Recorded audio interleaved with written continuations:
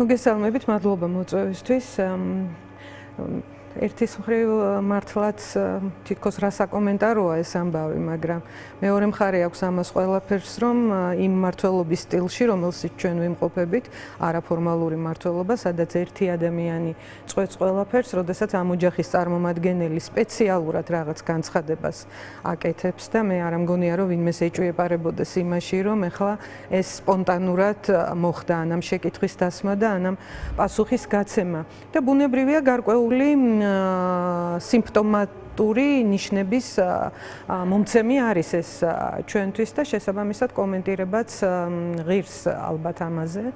ჩვენ ვხედავთ ქართული ოცნების დაუოკებელ ტოლვას, რომ როგორმე ევროკავშირთან და ამერიკის შეერთებულ შტატებთან ურთიერთობა დაიწყოს. ისინი ხან გადატვირთვას ხმარობენ სიტყვას, ხან ახალი ფურცლიდან დაწყებას ხმარობენ, ანუ მათ უნდათ რომ ის ყველაფერი რაც იყო წარსულში ისე დარჩეს, რომ ამ ყველაფერში დამნაშავე ადამიანებმა ამაზე პასუხი არ აგონ. ამაში ვგულისხმობ ძალადობას, ამაში ვგულისხმობ დემოკრატიულ ძალიან მძიმე უკუსლას, ამაში ვგულისხმობ რეპრესიულ კანონმდებლობას და ასე შემდგომ.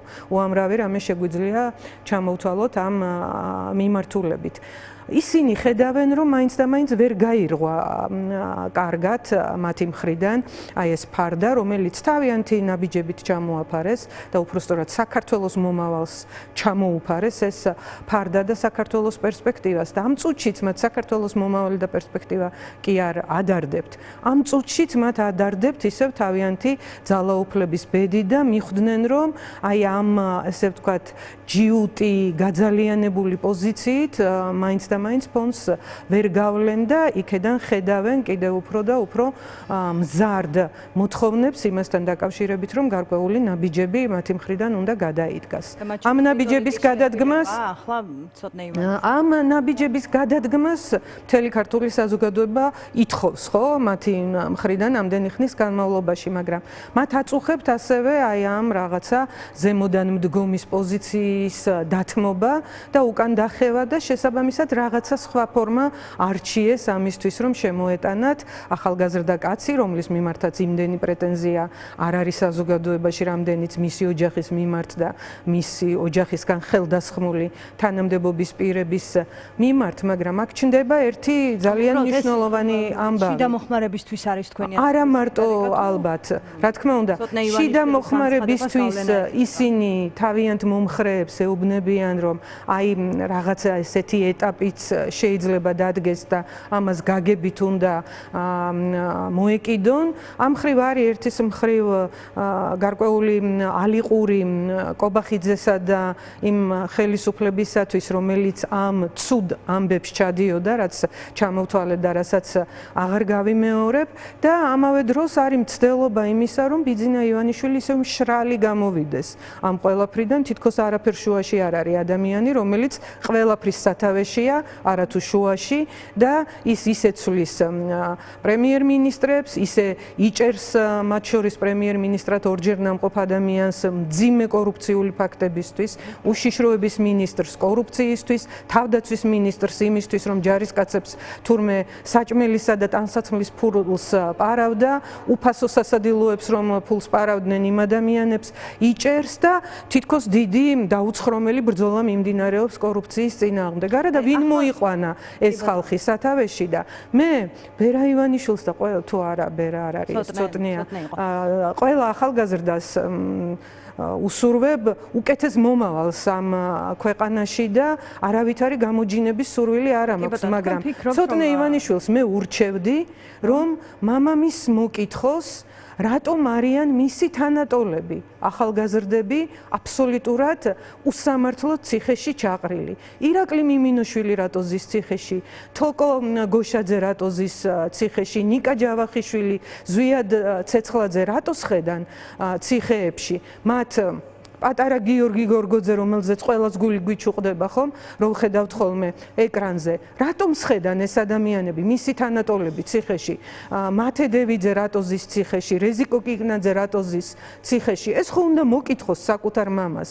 მთელი უბედურება იმაშია, რომ მისი მამის განვიხილავთ იმ შემთხვევაში, თუ კი ცოტნე ივანიშვილი გულწრფელად ამბობს. არა, რა თქმა უნდა. არ იქნება, რა თქმა უნდა, იცის რატომ იცის. მე სწორედ ამიტომ ვამბობ, რომ მისი გულწრფელობის თემა რომ იყოს, ამაში ვიტყოდით, რომ კარგია, მაგრამ რიტორიკის შერბილება დასჭირდა ახლა ივანიშვილს. ხო, რა თქმა უნდა. თქვენი აზრით მას სურს დასავლეთთან ურთიერთობის დალაგება, იმიტომ რომ აი თუ კი შევხედავთ ოფიციალურ პირებს, დღეს საბჭოთა კავშირს ადარებს შალვა პაპუაშვილი, ოფიციალური პირი ვის განცხადებასაც უსმენს ეს დასავლეთი. ნაკლებად ცოტნე ისეთი ოდიოზური და სამარცხვინო ტიპი აღმოჩნდა ეს შალვა პაპუაშვილი, რომ აი მე არ ვიცი, საქართველოს ისტორია იწერება ხომ და ბევრი ცუდი თანამდებობის პირი ყოლია, ბევრი ცოტა უკეთესი, ბევრი აი რაღაცის გამო ეს კაცი ეს ტიპი აი ესე ვიტყვი, აღმოჩნდა თანამდებობაზე და უნდა იცოდეს, რომ ერთ-ერთი ყველაზე უკანასკნელთაგანი იქნება,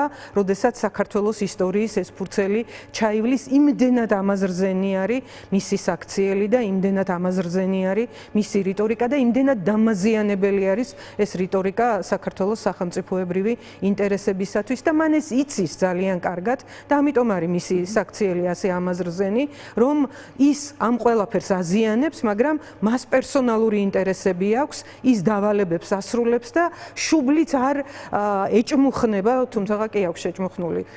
შუბლი დავალებას ასრულებს აკეთებს ამ ყველაფერს. ეხლა რაც შეეხება, რაც თქვენ გკითხეთ, რომ მას უნდა თუ არა დათმობა. მას უნდა, რა თქმა უნდა, ოღონდ უნდა დათმობების გარეშე. დათმობების გარეშე უნდა ამის გაკეთება. მას არ უნდა რომ ძალაუფლება დათმოს. მას უნდა რომ სასამართლო კლანი შეინარჩუნოს. მას არ უნდა რომ რეპრესიული კანონმდებლობა უკან წაიღოს. ნაკლებად იზოლაცია უფრო ვაჭრობაა? ნაკლებად იზოლაცია უნდა, იმიტომ რომ მისი მომხრეებიც უკვე ძალიან შეწუხებულები ხდებიან ნელ-ნელა იმითი რა მდგომარეობაშიც ჩვენ ვარდებით. მათ აქვთ ძალიან სერიოზული პრობლემები და სამწუხაროდ არა მარტო მათ, მთელ საქართველოს იმის გამო რომ ჩვენ აი ამ იზოლაციონისტური პოლიტიკის პირობებში და არაპრაგმატული პოლიტიკის პირობებში ყოველდღიურად ცხოვრების გაუარესებას ვხედავთ, ხო, ფასების მატებას ვხედავთ პროდუქციის გაძვირებას, ამას ვერაფერს ვერ უშველიან თუ არ გადადგეს ისეთი ნაბიჯები, რომელიც მათ კორუფციულ ინტერესებს დაარტყამს პირველ რიგში და მათ არ უნდათ რომ საკუთარი ფული და საკუთარი შემოსავალი მოაკლდეთ. ისინი ზრუნავენ მხოლოდ ამაზე და ბუნებრივია, ეხლა უნდათ რომ აი ესენი ისეთ სუდები კი არ არიან, აი ვიღაც სადღაც ვერ რეაგირებდა სწორად და კარგად და აი მათ უნდათ რომ ეს ასე მოახერხონ, მაგრამ ჩვენ ზუსტად ვიცით რომ ამერიკის შეერთებული შტატების მხრიდანაც, ევროკავშირის მხრიდანაც და მადლობა ღმერთს რომ ეს ინტერესი კიდევ არსებობს მათი მხრიდან, სწორედ იმქედან გამომდინარე რომ ქართველ ხალხს აქვს დამტკიცებული რომ ის ამ გზის ერთგულია და იმისთვის კიდევ რომ ჩვენ გვარგუნა ბედმა ისეთი მდებარეობა, რომ მდებარეობის საკუთარი სახელმწიფოებრივი ინტერესებისთვის და ჩვენი ხალხის ინტერესებისთვის გამოყენება შეგვიძლია. იმიტომ არის ანაკლიის თემა, რომ ისევ და ისევ აქტუალურია და გავა პერიოდი და კიდევ უფრო და უფრო მეტ აქტუალობას შეიძენს და იმიტომ არის რომ ამ ხალხს უნდა რომ ეხლა საკუთარ ამომრჩეველსაც დაანახოს რომ ისინი მთლად ესე მოძულებული და იზოლირებულები არ არიან ცივილიზებული სამყაროსთან. კი ბატონო, ნახოთ რა გზავნილებს მიიღებს ქვეყანა 21 აპრილის მინისტერიალიდან ეს შემთხვევა, როცა უნგრეთი ოღონდ აქ ერთი მნიშვნელოვანი ამბავი მოკავშირე არ იქნება. ამ ბოლო პერიოდში ჩვენ ვსაუბრობთ დიახ უნგრეთის თემაზე, რომელმაც არჩევნების თემა უფრო აქტუალური გახადა, მაგრამ საერთოდ როგორ შეიძლება არჩევნების თემა და საზოგადოებასთან ურთიერთობის თემა არ იყოს აქტუალური და აი ეს თემაც არაგულწრფელობაო თქვენ რომ ამბობთ. იმდენი ტყუილი და არაგულწრფელი ნაბიჯია გადადგმული, რომ ამაზე სასაუბროთ ჩვენ და მათ პრობლემებზე სასაუბროთ ყოველდღიურად უნდა გქონდეს, ასე ვთქვათ, ამოცანად დასახული საზოგადოებასთან ურთიერთობა, საზოგადოებისთვის ახსნა ამ ყველაფრისა, იმიტომ რომ თავისთავად არ ხდება საზოგადოების მომზადება არც არჩევნებისთვის და არც რეალური ცვლილებებისთვის.